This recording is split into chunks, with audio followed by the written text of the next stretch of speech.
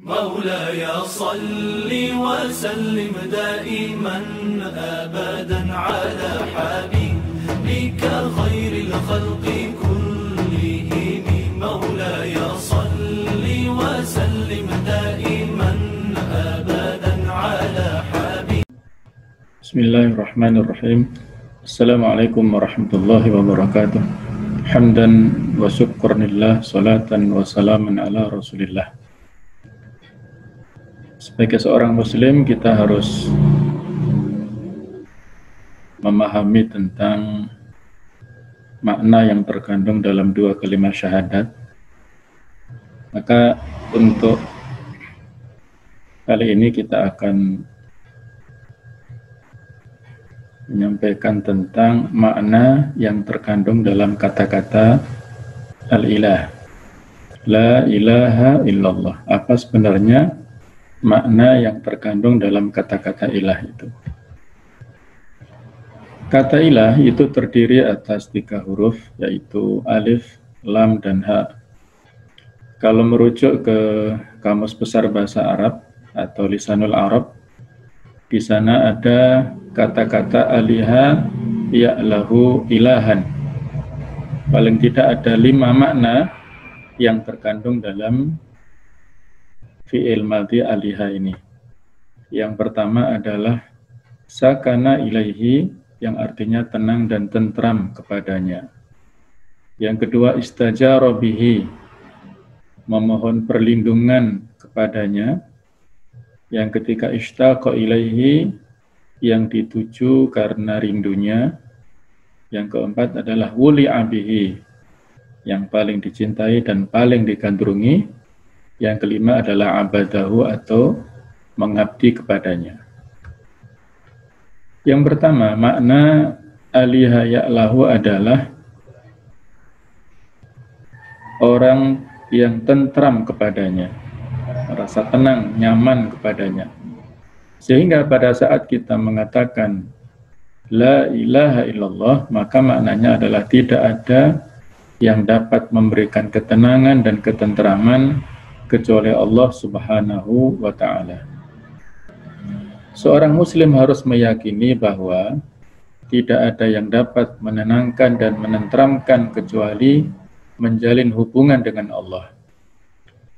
Di Quran surat 13 ayat 28, Allah berfirman, ala bidzikrillahi tatmainnul qulub. Ingatlah, hanya dengan mengingat Allah hati menjadi tentram. Dan dalam surat Quran surat 10 ayat 7, waradu bil hayati dunya watma'annu biha. Ridha dan merasa tenang mereka dengan kehidupan dunia. Ini penggunaan atau maksud daripada ilah, atau makna ilah yang pertama adalah sakana ilaihi, ketika seseorang merasa tenang, merasa tentram kepada sesuatu, berarti dia telah mengilahkan sesuatu itu. Makna yang kedua adalah istajara bihi, memohon perlindungan. Sehingga pada saat kita mengatakan la ilaha illallah, maknanya tidak ada yang dapat memberikan perlindungan kecuali Allah. Di dalam Quran surat 72 ayat 6, wa annahu kana rijalun minal insi ya'uduna bi rijalin minal jinni fazaduhum rahaqa. Ada segolongan manusia yang minta perlindungan kepada jin, maka tidak mendapatkan kecuali bencana dan dosa. Kebiasaan masyarakat di Arab pada waktu itu, ketika mereka melewati sebuah tempat padang pasir atau tempat yang sepi, maka mereka meyakini ada penunggu dari golongan jin, sehingga mereka yang melewati itu memohon perlindungan. Namun permintaan atau permohonan perlindungan itu tidak ada hasilnya, ya, hanya mendapatkan bencana dan dosa saja. Ada sebuah hadits yang panjang yang maksudnya adalah meski semua makhluk melindungi seseorang, tapi kalau Allah hendak menimpakan bencana, maka akan tertimpa bencana. Begitu pula sebaliknya. Kalau Allah tidak menimpakan bencana, walaupun siapapun ingin menimpakan bencana itu tidak ada manfaatnya. Rufi'atil qalamu wa jaffatis suhuf ya. Jadi pulpen sudah diangkat dan lembaran-lembaran sudah kering ya. Semua nasib kita ini sudah tertulis di Lauhul Mahfuz 50.000 tahun sebelum diciptakannya langit dan bumi, sehingga tidak perlu kita bimbang galau dengan semua yang terjadi karena semua sudah atas kehendak Allah Subhanahu wa taala.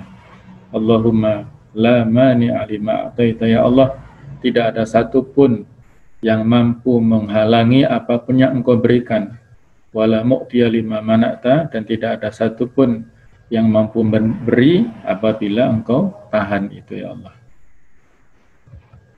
Yang ketiga adalah yang kita tuju karena rindunya, ishtaqa ilaihi. Berarti makna la ilaha illallah adalah tidak ada yang dituju karena rindunya kecuali Allah Subhanahu wa taala, sehingga syiar kita sebagai seorang muslim adalah Allahu ghayatuna, Allah adalah sebagai tujuan kami satu-satunya. Di Quran surat 51 ayat 50 sampai 51, fafirru ilallah, kita diperintahkan untuk berlari kepada Allah. Kalau kita lari maka tabiatnya muka ke depan dan tidak berpaling ke kiri dan ke kanan. Kata orang Jawa, tidak tolah-tolah ya. Jangan terbuai dengan dunia dan orang lain. Fokus tujuan kita hanyalah Allah Ta'ala. Ridho kita hanya kepada Allah Ta'ala, bukan untuk yang lainnya. Quran surat 18:28, Allah berfirman, wasbir nafsaka ma'alladzina yad'una rabbahum bil ghadati wal ashiyyi yuriduna wajhaha wala ta'tu 'ainaka anhum, dan bersabarlah dirimu bersama-sama dengan orang-orang yang memohon kepada Allah pada waktu pagi dan pada waktu petang, dan janganlah kedua matamu berpaling dari mereka. Ini kita diperintahkan untuk bersabar itu tidak bisa sendirian, tapi harus kolektif, harus bersama dengan komunitas kawan-kawan yang baik, dan jangan sekali-kali kita meninggalkan mereka. Kita fokus dan memberikan kerinduan hanya kepada Allah Ta'ala dan juga kawan-kawan yang baik itu. Yang keempat adalah wuli abihi, kita paling gandrung dan mencintai Allah Ta'ala. Sehingga ketika kita mengatakan la ilaha illallah, maknanya tidak ada yang dicintai atau digandrungi kecuali Allah Subhanahu wa Ta'ala saja. Boleh kita mencintai anak, harta, dan yang lainnya, tetapi yang paling dicintai haruslah Allah Ta'ala. Kalau kecintaan kepada anak, harta, dan lainnya ini adalah merupakan mahabbah tabi'iyah, kecintaan yang wajar atau yang manusiawi. Selama dalam batas kemanusiaan boleh, tapi kalau kecintaan kita kepada keluarga itu melebihi kecintaan kita kepada Allah, maka ini tidak boleh. Ada keluarga, misalnya pasangan kita, istri kita, menghalangi kita untuk, misalnya ya, bagi yang laki-laki ya, tidak boleh, atau dihalangi oleh istrinya sholat berjamaah di masjid, tidak boleh aktif berdakwah misalnya. Nah, ini berarti kalau kita mengikuti bujukan dari istri, ini berarti kita dipertanyakan sejauh mana kegandrungan kita, kecintaan kita kepada Allah Ta'ala dan perintahnya itu. Di surat Al-Baqarah 165 disebutkan bahwa walladzina amanu asyaddu hubbalillah, kecintaan seorang mukmin itu kepada Allah harus lebih cinta, bukan sama cintanya dengan kepada selainnya. Kenapa cinta tertinggi harus kepada Allah? Karena tabiat cinta itu adalah menuntut pengorbanan. Menuruti tuntutan anak, istri, dan lainnya tidak boleh bertentangan dengan tuntutan Allah Ta'ala. Yang kelima adalah abadahu, aliha ya'lahu berarti kita mengabdikan diri kita kepadanya. Ini adalah arti ilah yang merangkum semua arti ilah yang di atasnya. Karena mengabdi berarti merasa tenang, minta perlindungan, menuju karena rindunya, kemudian juga mencintainya, menggandrunginya. Berarti ketika kita mengatakan la ilaha illallah, maknanya tidak ada yang berhak untuk diabdi kecuali Allah Subhanahu wa ta'ala. Dan pengabdian kita ini mengandung konsekuensi, mengandung tuntutan. Pengabdian itu tercapai kalau dilakukan dengan kamalul mahabbah, yaitu sempurna dalam hal mencintai, merasa asyik bersamanya, ingin selalu berlama-lama bersamanya. Ya sama dengan kalau misalnya kita cinta kepada makhluk, ya, kepada istri misalnya, maka kita akan selalu ingin selalu berada di dekatnya, tidak terasa walaupun berlama-lama. Itu sesuatu yang menyenangkan sekali. Kalau kita mengaku cinta kepada Allah Ta'ala dengan cinta yang sempurna, maka kita senantiasa menikmati pada saat kita berdoa kepada Allah, saat sholat, ya, bermunajat kepada Allah, saat kita melakukan ibadah mahdhah itu, kita ingin berlama-lama. Jadi kalau misalnya ada fakta yang kebalikannya, sholat ingin cepat-cepat salam, ketika berdoa dengan mengangkat tangan ingin cepat selesai, berarti ada sesuatu yang masalah dalam hal kecintaan ini, ya. Yang kedua adalah konsekuensi pengabdian itu menuntut kita kamalut tadzallul, sempurna dalam menghinakan diri kita. Kerendahan yang paling rendah adalah saat kita sujud. Posisi sujud adalah posisi yang sangat mulia, maksudnya di sisi Allah, ya. Kita merendahkan posisi kening yang itu sangat terhormat di mata manusia, kemudian kepala kita taruh di atas lantai, itu menunjukkan posisi kerendahan, tadzallul kita kepada Khalik, merendahkan diri di hadapan Khalik, itu akan menjadikan kita terhormat di mata manusia. Jadi mari kita berbanyak doa pada saat sujud, yang itu merupakan tempat yang mustajab, ya, untuk berdoa kepada Allah. Ada 3 permohonan di samping yang sudah diajarkan di dalam hadis, ya, doa-doa yang ma'thur. Ada juga doa sujud yang direkomendasikan oleh Syekh bin Baz untuk kita baca, yaitu Allahumma rzuqni taubatan nasuha, ya Allah aku mohon atau berikanlah rezeki kepadaku taubat yang sesungguhnya. Allahumma rzuqni husnul khatimah, ya Allah berikanlah kepadaku akhir kehidupan yang baik. Yang ketiga adalah ya muqallibal qulub tsabbit qalbi ala dinik, wahai zat yang membolak-balikkan hati, kokohkanlah aku berada di atas agamamu. Yang ketiga, konsekuensi pengabdian adalah kamalul khudu', sempurna dalam hal ketundukan terhadap semua aturan yang telah ditetapkan tanpa reserve, tanpa ada penentangan sama sekali. Kita tunduk patuh kepada aturan Allah, sami'na wa ata'na, seluruhnya, tidak ada yang kita tolak. Apakah kita ketika beribadah merasa seperti ini ataukah belum? Kalau masih belum, berarti masih dipertanyakan pengakuan tauhid kita itu atau syahadat kita itu. Maka mari kita tingkatkan kualitas ibadah kita, ya. Seseorang bisa mengilahkan makhluk tanpa disadari olehnya. Dari keterangan arti ilah secara bahasa di atas, maka seseorang bisa mengilahkan itu untuk apa saja. Artinya untuk makhluk, ya. Makhluk bisa jadi ilah. Ketika apa? Kalau makhluk itu yang menjadi harapannya, yang diharapkan, al-marhub, karunia dan imbalannya atas segala jeripayahnya, ya, yang menjadi obsesinya.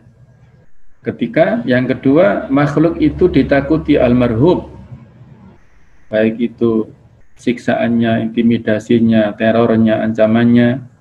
X atau makhluk itu biasanya punya fasilitas dunia, punya kekuasaan misalnya, sehingga bisa menteror seseorang. Dan makhluk juga bisa jadi ilah kalau al-matbu' diikuti. Biasanya dia punya perintah, punya larangan yang bertentangan dengan Allah. Quran surat 42 ayat 21. X atau makhluk itu membuat syariat lalu bisa diikuti. Itu bisa menjadikan seseorang itu mengangkat ilah selain Allah. Ketika Rasulullah SAW membacakan salah satu ayat yang didengarkan oleh seorang sahabat yang dulunya Nasrani, yaitu Adi bin Hatim, ittakhadhu ahbarahum wa ruhbanam arbaba min dunillah. Mereka itu orang-orang Yahudi dan Nasrani menjadikan pemuka-pemuka agama mereka dan rahib-rahib mereka itu sebagai arbaban, rob-rob atau tuhan-tuhan selain Allah. Maka Adi bin Hatim saat itu protes, ya Rasulullah, lasna na'buduhum, wahai Rasulullah, kami tidak menyembah, tidak tunduk, sujud, rukuk kepada mereka, ya Rasulullah. Kenapa disebut kami menuhankan mereka waktu itu? Maka beliau memberikan jawaban, bukankah para pemuka agama kalian, rahib-rahib kalian itu membuat aturan yang bertentangan dengan Allah, mereka menghalalkan yang haram, mengharamkan yang halal, kemudian kalian ikuti? Maka Adi bin Hatim menjawab, betul ya Rasulullah. Maka Nabi mengatakan, fatilka ibadatuhum, itu adalah bentuk penyembahan mereka, ibadah kalian itu kepada mereka. Nah, inilah yang perlu kita waspadai ya. Jadi kita tidak boleh mentaati aturan yang melanggar perintah Allah, karena itu nanti berkonsekuensi seolah-olah kita menjadikan dia sebagai Rob kita itu ya, yang kita taati tadi aturannya. Kemudian konsekuensi atau seseorang bisa menjadikan makhluk sebagai ilah kalau mencintai al-mahbub, ya, mencintai makhluk itu sama atau lebih tinggi daripada cintanya kepada Allah. Tergila-gila kepada seseorang ya, dan tidak peduli dengan halal haram. Nah, ini bahaya. Kalau sudah demikian, maka X atau makhluk itu jadi yang disembah atau diabdi atau al-ma'bud. Nah, inilah yang harus kita waspadai. Ilah menurut Ibnu Taimiyah, huwa alladhi ya'lahuhu al-qalbu. Ilah adalah sesuatu yang diagungkan, digandrungi oleh hati. Bikulil hubbi, dengan segenap kecintaan. Wa ta'zim, pengagungan. Wa tajlil, dan penghormatan. Serta wa takrim, pemuliaan. Wa roja, harapan. Wal khauf, kecemasan. Wa nahwi dzalika, dan yang sederajat yang seperti itu. Kalau ada seseorang yang mengagungkan, menggandrungi siapapun dia dengan segenap rasa yang dia miliki dalam hatinya, maka berarti dia mengilahkan kepada sesuatu itu. Dan pengabdian ini mutlak harus kita tujukan kepada Allah Ta'ala. Hanya milik Allah. Allah adalah sebagai pemilik otoritas, Allah sebagai pemilik ketaatan, dan Allah saja sebagai pemilik kedaulatan. Allah sebagai pemilik otoritas atau sahibul wilayah, hak memerintah dan memimpin ada di tangan Allah, bukan yang lainnya. Quran surat 7:54, ala lahul khalq wal amr. Ingatlah, menciptakan dan memerintah itu hanyalah hak Allah saja. Kemudian Quran surat 7:196, inna waliyallahu alladzi nazzala al-kitaba wa huwa yatawalla shalihin. Sesungguhnya pelindungku ialah Allah yang telah menurunkan Alkitab atau Al-Quran, dan dia melindungi orang-orang yang saleh. Sehingga kalau ada manusia yang mengaku punya otoritas, maka dia berarti merebut hak Allah, dan itu berkonsekuensi syirik. Otoritas itu hanya milik Allah Subhanahu wa ta'ala, yang menciptakan alam raya, yang menciptakan bumi dengan segala isinya. Semua ini hanyalah Allah. Kita hanya sementara di sini. Apapun yang kita dapatkan, yang kita miliki hanya titipan Allah. sewaktu-waktu juga akan diambil oleh Allah. Bahkan nyawa kita juga akan diambil. Ketika Allah membuat aturan di alam raya, itu adalah aturan Allah yang harus kita taati. Maka kita harus mentaati Allah secara totalitas, sahibut ta'ah. Ketaatan yang utama adalah taat kepada Allah saja. Ya ayyuhalladzina amanu ati'ullaha wa ati'ur rasul wa ulil amri minkum. Wahai orang-orang beriman, taatlah kalian secara totalitas hanya kepada Allah, kepada Rasulnya, dan kepada orang-orang yang beriman. Sehingga ketaatan kepada Rasul, karena Rasul itu tidak pernah maksiat kepada Allah, maka disebut ketaatan nilainya sama. Mayyuti'ir Rasul faqad ata Allah. Barang siapa yang taat kepada Rasul, berarti dia taat kepada Allah. Sementara ketaatan kepada ulil amri, kepada pemerintah, kepada pemimpin kita, itu ada persyaratannya. Ketika ulil amri itu dalam hal kebaikan, memerintahnya ya kita taati.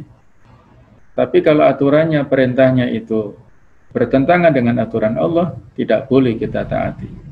La ta'ata fi maksiatin, innamat ta'a fil ma'ruf. Tidak ada ketaatan dalam maksiat. Ketaatan itu hanya pada masalah yang baik, masalah yang ma'ruf saja. Dan Allah adalah sebagai pemilik kedaulatan, sahibul hakimiyah. Kedaulatan hanya ada di tangan Allah. Yang berhak untuk memerintahkan kepada kita, membuat aturan hanya Allah. Inil hukmu illa lillah. Menetapkan hukum itu hanyalah hak Allah saja. Kalaupun ada istilah misalnya kedaulatan rakyat bermakna daulat, maksudnya di alam demokrasi ini kan ada kalimat seperti itu, maka maknanya adalah bagaimana umat Islam sebagai mayoritas ini mendapatkan aspirasi yang islami. Karena fakta masyarakat kita adalah mayoritas muslim, maka yang mayoritas inilah yang punya hak untuk melaksanakan aturan-aturan tadi, kedaulatan itu. Dan memastikan bahwa negara ini adalah negara hukum, sehingga hak-hak terlindungi sesuai tujuan-tujuan syariat atau maqasid syariah. Inilah konsekuensi dari demokrasi yang selama ini digaungkan oleh masyarakat kita. Jadi karena kita mayoritas muslim, maka umat Islam yang berhak untuk menentukan siapa pemimpinnya, aturannya seperti apa, itu sesuai aspirasi umat Islam. Ilah satu-satunya hanyalah Allah Subhanahu wa ta'ala saja yang kita berikan cinta yang sempurna, penghinaan diri yang sempurna, ketundukan yang sempurna, itu hanyalah Allah Subhanahu wa ta'ala saja. Yang memiliki otoritas, ketaatan, dan kedaulatan hanyalah Allah Subhanahu wa ta'ala saja. Di surat 20 ayat 14, Allah berfirman, Innani anallahu la ilaha illa ana fa'budun. Sesungguhnya aku hanyalah Allah, ya, aku adalah Allah, maka sembahlah, tidak ada ilah sesembahan selain aku, atau Allah Ta'ala. Ada dialog antara Rasul SAW dan Banu Syaiban. Banu Syaiban mengatakan, kepada apa kamu menyeru kami, wahai saudaraku, orang Quraisy? Beliau menjawab, aku menyeru agar kalian mengatakan la ilaha illallah. Maka Banu Syaiban mengatakan, idzan tuharibuka al-arab wal ajam. Kalau seperti itu, orang-orang Arab dan orang non-Arab akan memusuhimu, wahai si Muhammad. Kalau dengan orang Arab kami berani, tapi kalau dengan orang Persia tidak ada ampun. Maka Nabi menjawab, kebaikan bagi kalian kalau kalian menerima, dan keburukan bagi kalian jika kalian menolak. Jadi orang Banu Syaiban ini sudah bisa memprediksi kalau itu misi yang disampaikan Rasul, la ilaha illallah, maka akan banyak dimusuhi. Karena konsekuensinya tadi, ketundukan, ketaatan, otoritas, kedaulatan itu sudah bukan milik mereka lagi, tapi itu harus ditujukan kepada Allah Ta'ala. Inilah ya, kalau orang yang faham dengan konsekuensi makna la ilaha illallah itu tidak mudah mengatakannya, susah, luar biasa, maka dia la ilaha illallah ini memiliki posisi yang sangat tinggi. Dalam hadis dikatakan al-iman bid'un wa sab'una syu'batan, iman itu memiliki 70 lebih cabang. Yang paling utama itu adalah mengatakan kalimat la ilaha illallah. Jadi dia merupakan cabang atau puncak tertinggi daripada keimanan, karena itu tadi konsekuensinya yang sangat berat. Orang-orang Arab paham betul dengan konsekuensi makna ini sehingga mereka nggak mau. Kebalikannya kalau orang-orang Indonesia, karena tidak memahami apa yang terkandung dalam kalimat ilah ini, maka dia atau orang masyarakat Indonesia ini dengan gampang saja mengatakan la ilaha illallah, sementara hatinya dan perbuatannya bertentangan dengan yang dikatakan. Inilah PR untuk kita bersama ya. Jadi ini ringkasannya makna ilah dari kata-kata aliha ya'lahu ilahan, memiliki 4 makna tadi. Sakana ilaihi, sesuatu yang kita tentram kepadanya. Istajaro bihi, yang kita merasa takut kepadanya sehingga harus kita minta perlindungan kepadanya. Ishtaqo ilaihi, yang dirindukan. Uli bihi, yang kita gandrungi. Dan itu adalah makna dari abadahu, atau menghambakan diri kepadanya. Dan itu mengandung 3 konsekuensi, yaitu kamalul mahabbah, kecintaan yang totalitas, kamalul tadallul, kerendahan diri yang totalitas, serta kamalul khudu', ketundukan yang totalitas. Ini makna secara bahasa. Sedangkan makna al-ilah secara istilah adalah al-marghub, yaitu zat yang kita harapkan ya, yang kita obsesikan. Al-marhub, zat yang kita takuti. Al-matbu', yang kita ikuti. Al-mahbub, yang kita cintai. Dan itu makna adalah al-ma'bud, sesuatu yang kita ibadahi. Maka mengandung 3 konsekuensi. Itu hanya mutlak milik Allah, sahibul wilayah, Allah saja yang punya hak untuk otoritas. Sahibut ta'ah, Allah saja yang punya hak untuk kita taati. Dan sahibut hakimiyah, Allah saja yang punya hak untuk memiliki kedaulatan memerintah. Semuanya itu mutlak hanya milik Allah subhanahu wa ta'ala. Inilah makna yang terkandung dalam kalimat la ilaha illallah. Tidak ada zat yang patut untuk kita obsesikan, kita takuti, kita ikuti, kita cintai, kecuali hanya Allah Ta'ala. Tidak ada zat yang patut memiliki otoritas, yang patut untuk ditaati, dan tidak ada yang mampu untuk memiliki kedaulatan, kecuali hanya Allah Subhanahu wa Ta'ala. Mudah-mudahan ini bisa memahami, menambah pemahaman kita terhadap 2 kalimat syahadat, dan mudah-mudahan Allah Ta'ala selalu membimbing kita menuju kepada kebaikan yang abadi, yaitu kebaikan di dunia dan di akhirat. Kita dikumpulkan di surganya Allah Ta'ala. Demikianlah, kurang lebih mohon maaf. Hadanallahu wa iyyakum ajma'in. Allahumma fiq ila qamit thariq. Nasr minallah wa fathun qarib. Wassalamualaikum warahmatullahi wabarakatuh.